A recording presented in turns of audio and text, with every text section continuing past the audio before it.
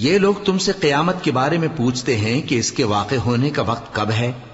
کہہ دو کہ اس کا علم تو میرے پروردگار ہی کو ہے، وہی اسے اس کے وقت پر ظاہر کر دے گا۔ وہ آسمان اور زمین میں ایک بھاری بات ہوگی اور ناگہاں تم پر آ جائے گی۔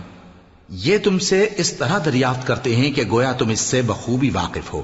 کہو کہ اس کا علم تو اللہ ہی کو ہے، لیکن اکثر لوگ یہ نہیں جانتے۔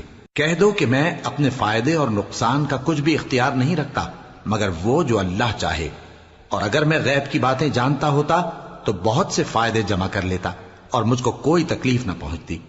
میں تو مومنوں کو ڈر اور خوشخبری سنانے والا ہوں۔ وہ اللہ ہی تو ہے جس نے تم کو ایک شخص سے پیدا کیا اور اس سے اس کا جوڑا بنایا تاکہ اس سے راحت حاصل کرے۔ سو جب وہ اس کے پاس جاتا ہے تو اسے ہلکا سا حمل رہ جاتا ہے اور وہ اس کے ساتھ چلتی پھرتی ہے۔ پھر جب وہ بوجھ محسوس کرتی ہے یعنی بچہ پیٹ میں بڑا ہوتا ہے تو دونوں میاں بیوی اپنے پروردگار اللہ سے التجا کرتے ہیں کہ اگر تو ہمیں صحیح و سالم بچہ دے گا تو ہم تیرے شکر گزار ہوں گے۔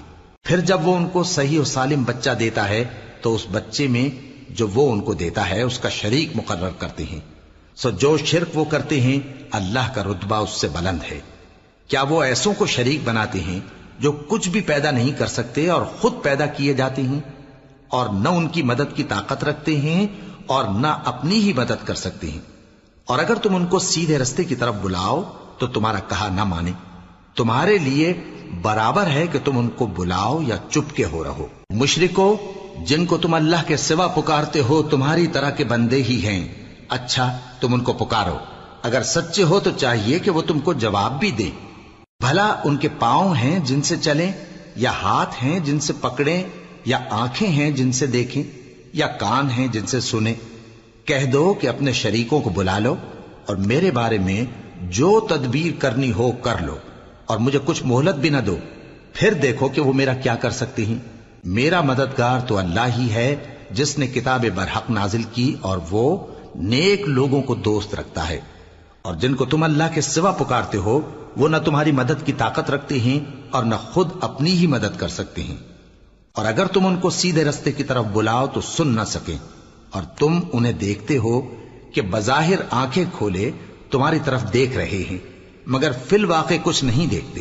اے نبی، عفو و درگزر اختیار کرو اور نیک کام کرنے کا حکم دو اور جاہلوں سے کنارہ کر لو۔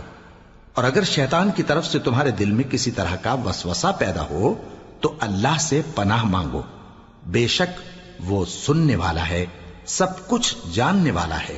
جو لوگ پرہیزگار ہیں جب ان کو شیطان کی طرف سے کوئی وسوسہ پیدا ہوتا ہے تو چونک پڑتے ہیں اور دل کی آنکھیں کھول کر دیکھنے لگتے ہیں، اور ان کفار کے بھائی انہیں گمراہی میں کھینچے جاتے ہیں، پھر اس میں کسی طرح کی کوتاہی نہیں کرتے۔ اور جب تم ان کے پاس کچھ دنوں تک کوئی آیت نہیں لاتے تو کہتے ہیں کہ تم نے اپنی طرف سے کیوں نہیں بنا لی؟ کہہ دو کہ میں تو اسی حکم کی پیروی کرتا ہوں جو میرے پروردگار کی طرف سے میرے پاس آتا ہے۔ یہ قرآن تمہارے پروردگار کی جانب سے دانش و بصیرت اور مومنوں کے لیے ہدایت اور رحمت ہے۔ اور جب قرآن پڑھا جائے تو توجہ سے سنا کرو اور خاموش رہا کرو تاکہ تم پر رحم کیا جائے، اور اپنے پروردگار کو دل ہی دل میں عاجزی اور خوف سے اور پست آواز سے صبح و شام یاد کرتے رہو، اور دیکھنا غافل نہ ہونا۔